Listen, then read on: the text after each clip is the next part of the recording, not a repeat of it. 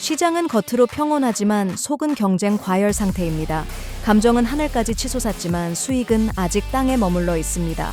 강 세장은 대반전을 준비하고 있는 걸까요? 1조 원 절감한다고 하면서도 BBC에 한 방 먹었고 머스크가 떠나자 도그 혁명도 오프라인이 되었습니다. 밀레가 크게 외치지만 서클은 빠르게 동결합니다. 5,800만 달러가 말 한마디에 봉쇄됩니다. 마이CA 라이선스를 손에 넣은 바이빗이 유럽 진출 전쟁을 시작했습니다. 매트릭스 체인이 암호화폐 업계 사기 경보를 울렸습니다. 당신이 투자한 것은 체인인가 함정인가? 암호화폐로 세상을 다시 측정하고 24시간의 부의 비밀번호를 손에 넣어 함께 천천히 부자가 되어 갑시다. 예순일 표준화 RCB는 비트코인의 실제 자본화와 시가총액 차이를 변동성으로 조정한 지표입니다. RCB가 1.9를 넘으면 고위험으로 간주하며 투기 행동이 심화되고 명확한 가격 조정 압력이 존재합니다. RCB가 0.315 구간에 있으면 중립 구간으로 시장이 비교적 균형 잡힌 상태임을 의미합니다.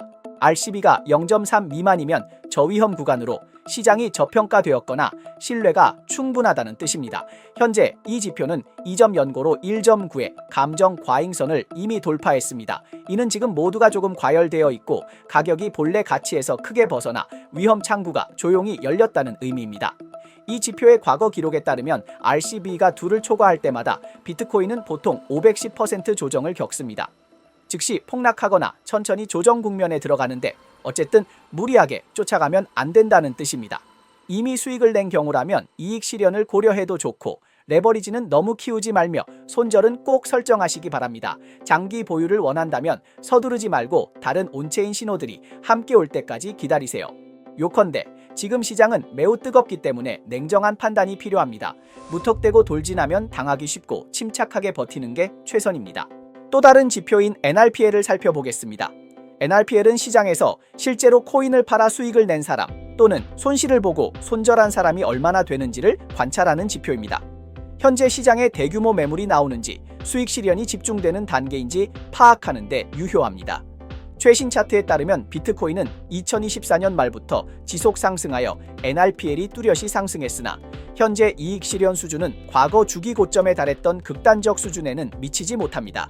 과거 데이터를 비교하면 2021년 상승장 고점인 6만에서 6만 5천 달러 구간에서 NRPL은 여러 차례 급증했으며 최고점은 60억 달러를 초과했습니다. 2024년 3월과 11월에도 명확한 이익 실현 고점이 있었고 각각 국소적 고점에 대응했습니다. 올해 5월 NRPL은 꾸준히 상승했으나 현재는 16억 달러를 약간 넘는 수준으로 과거 고점에 크게 못 미칩니다.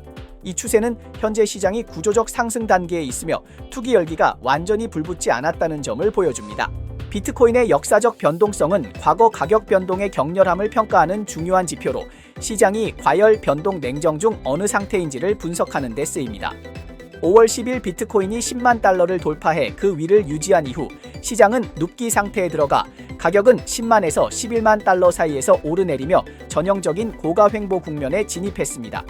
동시에 시장 심리도 안정돼 비트코인의 역사적 변동성은 이전 2.53%에서 현재 1.83%로 떨어져 연중 최저치에 가깝습니다. 3월 당시에는 3.5%에 달해 장세가 매우 뜨겁고 매수와 매도가 격렬히 맞섰습니다. 지금은 흐름이 느려지고 모두가 관망하는 중이며 포지션 교체가 조용히 이루어져 시장 전체가 냉정한 게임 기간에 접어들었습니다. 이 저변동 팔수행보 조합은 대개 장세 폭발 전 힘을 모으는 기간입니다. 정책 호재나 기관 대량 매수가 발생하면 비트코인이 11만 달러 벽을 돌파할 가능성이 있습니다. 현재 비트코인 10만 달러는 점점 더 많은 투자자에게 심리적 저점 및 가치 기준점으로 인식되고 있으며 비트코인은 이 가격을 가질 가치가 있다는 공감대가 서서히 형성되고 있습니다. 좋아요와 팔로우를 눌러주세요. 24시간 내 암호화폐, 블록체인, 채굴업계 최신 동향을 정리해드립니다. 알림벨을 눌러 채널에 가입해 회원이 되시면 월요일부터 금요일까지 회원 전용 재테크 비밀번호를 받으실 수 있습니다. 최근 트럼프가 또 큰일을 벌였습니다. 이번에는 자신의 소셜 플랫폼 트루스 소셜에 사진과 함께 글을 올려 자신이 신의 사명을 맡아 누구도 막을 수 없는 일을 이룰 것이라고 주장했습니다. 커뮤니티 사용자들은 재미있게 놀며 사진 왼쪽 아래에 밈코인 PP 개구리 이미지를 발견했습니다. 이로 인해 커뮤니티가 큰 반응을 보였고 PP 코인이 크게 상승했습니다. 한편 트럼프의 게시글이 화제를 모으는 와중에 과거 억만장자 친구들이 조용히 그 곁에서 손을 떼고 있다는 소문도 있습니다. 이 이야기는 파란만장하여 궁중 드라마처럼 구경꾼들은 눈을 뗄 수 없습니다. 일론 머스크는 X 플랫폼의 함축적이고 의미심장한 게시글로 미국 정부 내 특별 임명 역할을 공식 종료한다고 발표했습니다. 그는 특히 트럼프 대통령에게 정부 낭비 줄이기라는 DOGE 관련 임무를 수행할 기회를 준 데 대해 감사했습니다. 백악관 관계자는 로이터 통신에 머스크의 퇴임 절차가 진행 중임을 확인했습니다. 하지만 여론장에는 다른 목소리도 있습니다. 머스크가 트럼프와의 관계 악화로 자발적으로 도지 진영에서 물러난 것이라는 관측입니다. 그는 이전 CBS 인터뷰에서 트럼프 정부의 대규모 지출 법안에 실망을 공개적으로 표명했으며 이 발언은 지금 균열의 전조로 여겨지고 있습니다. I was disappointed to see the massive spending bill. 트럼프가 1월 20일 출범을 결정한 정부 효율부 DOGE. 쉽게 말해 대개혁을 시행하고 시스템을 업그레이드하며 불필요한 인원을 감축해 비용을 대폭 절감하는 것입니다. 머스크도 직접 나서 130일 내에 완성하겠다고 장담했습니다. 하지만 이제 시간이 지나자 그는 멋지게 떠났고 임무는 완수했으나 이 계획이 모두에게 환영받는 것은 아닙니다. 실제 성과를 인정하는 사람도 있지만 예산 난도질과 무차별 해고라며 비판하는 이들도 많습니다. 가장 곤란한 점은 DOGE가 매주 100억 달러를 절약한다고 주장하지만 BBC 조사에서는 공개된 증거가 없고 말뿐이라는 것이 드러났습니다. 게다가 너무 많은 사람을 해고해 감독 기관들이 일할 사람이 부족해졌습니다. 지금 머스크가 철수하며 DOGE 개혁 돌격대는 리더 없이 무주공산이 되었습니다. 다음에 누가 이어받을지 개혁은 계속될지 아직 미지수입니다.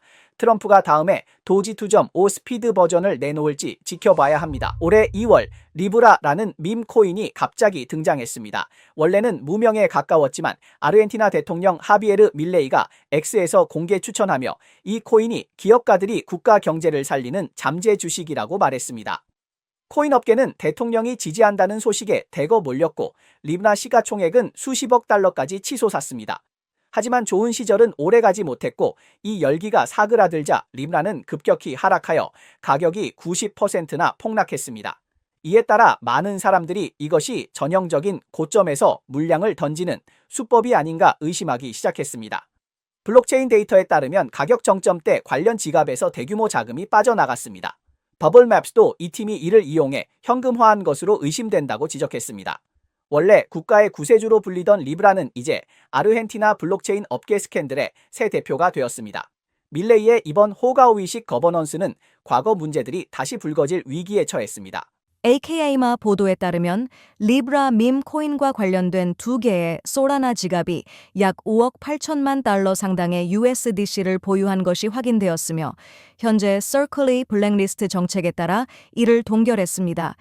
이번 동결 대상 계좌는 각각 4,459만 달러와 1,306만 달러를 보유하고 있습니다. 아르헨티나 및 국제 법집행기관도 수사에 개입했고 법원은 자산 동결 명령을 내렸습니다. 사건의 공식 재판은 6월 9일에 열릴 예정입니다. 이번에는 아르헨티나 대통령 밀레이가 진짜 밈을 너무 심하게 놀았다고 볼 수 있습니다. 처음에 그는 X에서 리브라를 맹렬히 홍보하며 이 코인이 아르헨티나 경제를 구할 수 있다고 했지만 결국 코인 가격은 폭락했고 프로젝트 지갑은 서클에 의해 일괄 동결되어 총액이 거의 5,800만 달러에 달합니다. 이 사건은 단순한 코인 업계의 실패를 넘어서고 있습니다. 서클의 이번 조치는 주요 스테이블 코인 발행사가 다국적 책임 추궁과 자산 동결에 얼마나 강경한지를 보여줍니다. 현재 사건은 법적 추적 단계에 들어섰으며 정치계, 코인 업계, 투자자 모두가 주목하고 있습니다. 앞으로는 프로젝트 측뿐 아니라 밀레이 자신도 연루될 가능성이 있습니다. 솔직히 유명인은 밈코인 앞에서 신중해야 하며 함부로 입을 놀리면 정치 생명이 끝날 수도 있습니다. 앞으로의 전개는 6월 9일 법정에서 판가름 날 것입니다.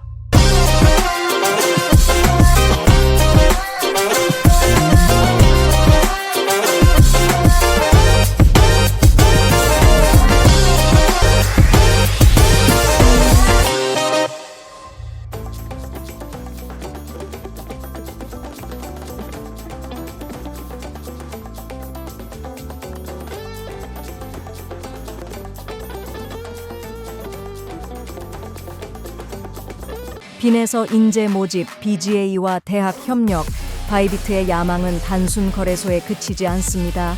4억 달러 사기, 13만 명 피해, 베트남 매트릭스 체인은 도대체 어떤 함정인가? 바이비트라고 하면 이 거래소는 암호화폐 업계의 베테랑이라 할 수 있습니다. 2018년에 서비스를 시작했고 현재 본사를 두바이로 옮겨 거래량이 전 세계 2위에 올랐습니다. 매우 주목받고 있습니다. 하지만 그 과정이 결코 쉽지 않았습니다. 특히 규제 준수 부분에서 많은 우여곡절을 겪었습니다.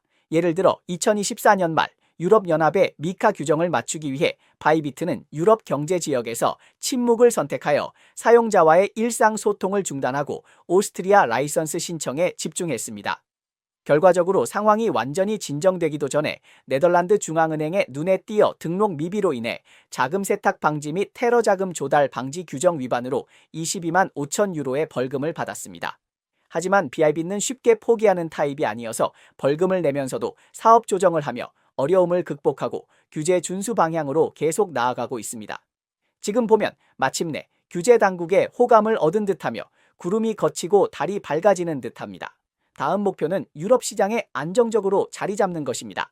최신 소식에 따르면 BIBit는 오스트리아 금융감독청 FMA의 승인을 받아 암호자산시장 규정 MICA에서 운영 라이선스를 취득하고 비엔내 유럽 본부를 설립했습니다.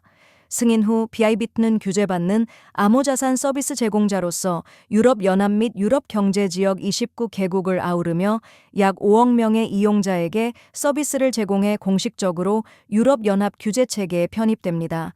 We've recently gained the UAE full license, with our regulator Vera, and then I think using that license, we want to be able to, penetrate and work it more through the whole region.